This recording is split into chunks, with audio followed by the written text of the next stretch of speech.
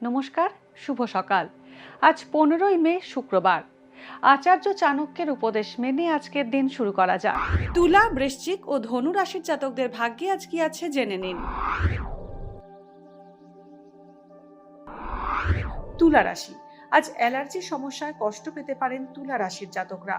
কর্মক্ষেত্রে বাক সংযম রাখুন, অন্যথায় শত্রুতা বাড়বে।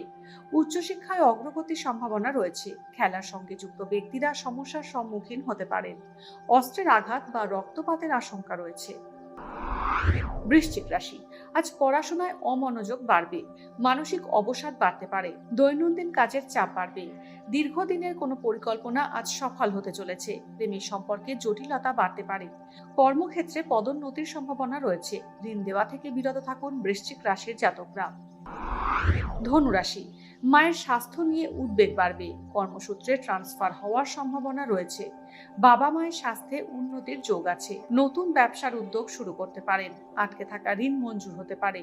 একাধিক প্রভাবশালী ব্যক্তির সঙ্গে যোগাযোগ হওয়ার সম্ভাবনা রয়েছে। ভাগ্যে কি আছে, দিন কেমন কাটবে, জানার ইচ্ছে সবার মনেই। আপনার সঙ্গে কি ঘটবে জানাচ্ছি আমরা।